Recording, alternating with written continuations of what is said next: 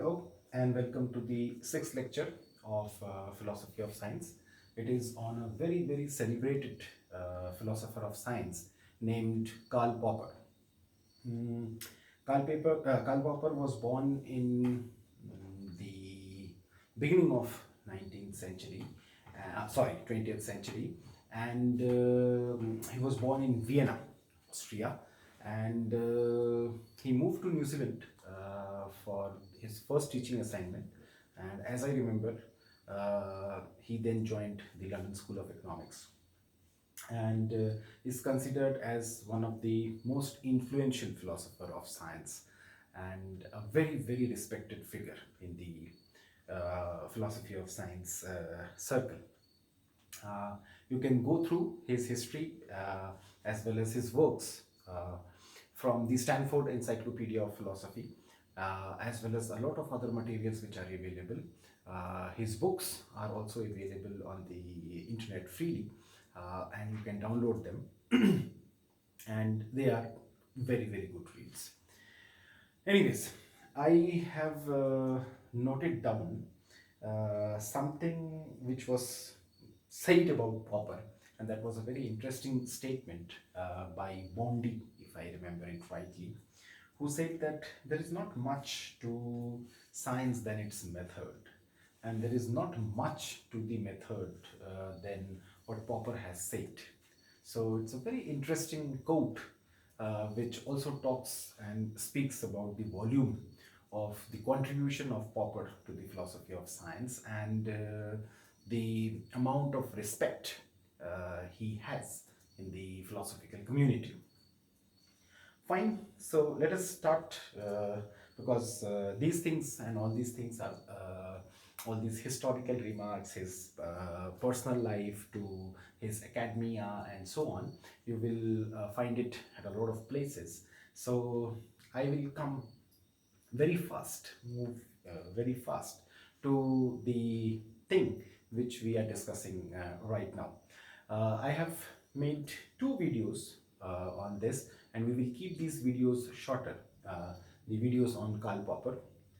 The first will talk about what is science, right? So let us try to understand the difference between science, say, versus non-science or pseudo-science, whatever way you will like to call it. So we are keeping the first lecture on the understanding of what is science and how it is different from pseudoscience. In the next part of the lecture, what we will be discussing? We will be discussing about conjecture and refutation, another very important theory for the philosophy of science. So let's try to understand science and how it is differentiated from pseudoscience. Now, Popper called this division or this demarcation which we try to make between science and pseudoscience as the problem of demarcation. Problem of demarcation. Because it is a problem to differentiate science from non-science or pseudoscience. Some people will like to use this terminology pseudoscience, some people will like to use it non-science, and so on. That what is it which makes something science and how it is different from a non-scientific inquiry. And if you have followed the lectures right from the very beginning, because we have made 5 lectures up to now, this is the 6th lecture, you have seen that I have still not very clearly defined how science needs to be understood, though we have touched on certain aspects of science and how we need to differentiate it from non-science. Similarly, I have also not talked much about what is the philosophy of science, or what should be understood as the philosophy of science as such, because let's go through the part of these syllabus a little bit more so that we will be in a position to understand how to differentiate science from non-science. According to Popper, and this is what Popper also felt, that drawing this line is not a very easy thing, that how you can differentiate science from non-science. But he called this problem as the problem of demarcation. Now, he suggested a very interesting and very counterintuitive understanding, especially for us if we are from the philosophy of science, or we know about these theories, then there is not much to be like counterintuitive or much to be amazed about. However, if we do not belong to the or if we do not have the idea of the things which philosophy of science does, then definitely this idea is something which is not a very easy idea to digest, what Popper has suggested. And but then it was an amazing theory. What he says is that how to differentiate science from non-science. If you understand, or if you want to have a very clear understanding of it, so he says, or he uses this concept called falsification or falsificationism. So I will keep it simple by calling it falsification. And you can note it down what he says, and it's very interesting. He says that a scientific theory, or any theory, is scientific if and only if, now this is a necessary and sufficient condition, if and only if it in principle can be falsifiable or can be falsified. Now, given a very basic understanding of sciences, like we talk about verification, we also talk about confirmation and so many things, this theory is a little bit difficult to understand, or a little bit difficult for us to I will say believe that can this be said that a theory is scientific if it is falsifiable. Now, what it means that it is falsifiable? It means that it has the potential that an observation can prove it to be false. So there can be an observation, like there is a theory T1 and there is an observation O1. Now this observation O1 is having the capacity to bring it down, that this theory is no more acceptable. Now, this was something which was one step forward than what we have been discussing till now, that how you called something a scientific theory. You call something a scientific theory because it has some grains, some say it contains certain elements which through observation. Now, according to Popper, confirmation is a myth. You can never confirm a theory. Confirmation is a myth. He always said this, that we cannot confirm a theory. We can never go on to confirm a theory. And he said that why confirmation is a myth? Because with every observation, you do not confirm a theory. Because, like we discussed Raven problem before, we also discussed a lot of understanding of the sciences as such before, and we found that verification, confirmation, and all these things are truly embedded in the concept of science. But according to Popper, you cannot confirm a theory. What you do, or what you actually go on to do with these things, with any observation, is that you just find that this theory is working till now. And he will use this concept, like suppose if there is an observation which is akin to the understanding of T1, that theory 1, which is also a scientific theory. So what you do, you basically say that suppose if suppose there is an observation O2 which confirms, or according to our understanding, that it is as per the understanding of the theory. So what it does, it only says that this theory is yet to be falsified.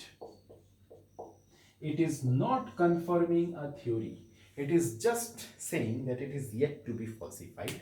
However, it should have the potential to be falsified in order to be called a scientific theory. Therefore, for this Popper, Freudian theory, or Marxian theories are not scientific theories because they do not have, in principle, the elements that it can be falsified. So, sciences usually keep a very tentative attitude. So, if something is a science, some understanding or some theory is a science, so it is having a very tentative attitude. This is the understanding. It's a very tentative thing. It can go on to suffer any kind of problem at any point of time.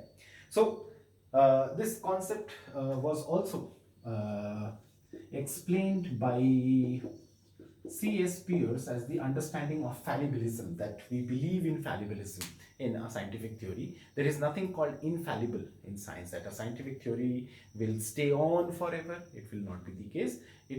You can only say that it is yet to be falsified if it is working. Any observation can bring it down. However, if there is an observation which confirms, as per our language from the last few classes, if we are say corroborating, because Popper is a person who uses this word corroborate rather than confirmation. So if you are say finding a theory, if you are finding an observation which makes it acceptable, or which makes it like, okay, this is in tune with, or it is as per the understanding of the theory, so it only goes on to say that it is yet to be falsified. Now this is a very interesting understanding, and Newton Smith actually gave us a very good example for this, a very good example which he took in the name of the Holy Grail experiment. Now, what is the Holy Grail? If you know about the Holy Grail, you can understand it. But suppose if you do not know about the Holy Grail, let me modify that experiment and that example a little bit, and say that there are something which glows. Suppose these are certain kind of bulbs which glow, okay, and they glow to for some time, right? Because not anything can go forever. But then there is one bulb as well which exactly looks the same, okay, and it glows forever. Fine. Now let us keep a condition like this and this are not holy grails, or some bulb which has a lifetime. It can glow for 5 days, it can glow for 50 years, it may glow for 500 years, but it will not glow forever. This bulb, on the other hand, will glow forever. Okay, fine. So, what happens to, or what is the understanding of a scientific theory? Now, it is like these things. Okay, so if you happen to find this grail and check whether it is a scientific theory, or say it is a holy grail, or it is something which will glow forever, or it is going to glow for some days. Now my lifetime was say 50 years. I lived for 50 years, so I may not be able to find this grail, say bulb to stop glowing, right, or something like that. So I cannot confirm that whether it has stopped or not, or something glow for say 500 years. So but at some point of the time or the other it will stop glowing. That is the idea, that I am not confirming something, I am only saying it is yet to be falsified, it is yet to be falsified, it is yet to be falsified. As soon as it stops glowing, like one day this has stopped glowing, fine, this has stopped glowing, there is some problem here and it has stopped glowing, so we can say that okay, this was not a holy grail, right? But you can never say which one was the holy grail because they look more or less the same. You can understand it also from an understanding like when we talk about deductive logic, and we find that at max what we do is that we try to see if there is an argument, and whether it's valid or not.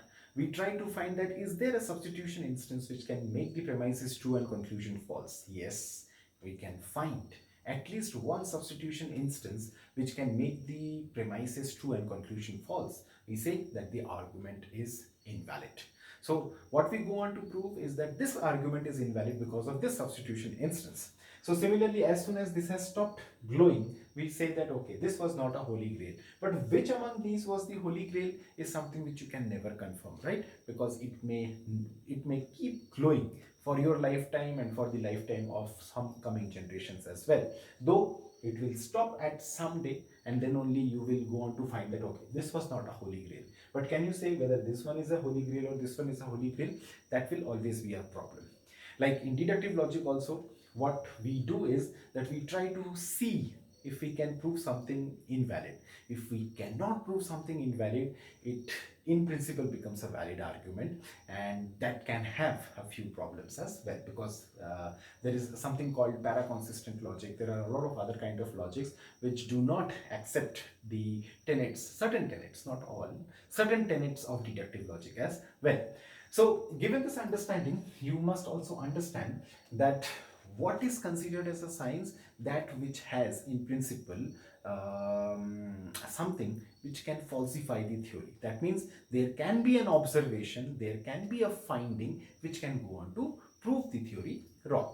So this was all from my side about the notion of science and non-science from the Popper's point of view, and I'm keeping these lectures shorter so that you feel comfortable to come and watch these videos in a faster way. And once I will come back for the next lecture, we will be discussing conjecture and refutation. Thank you.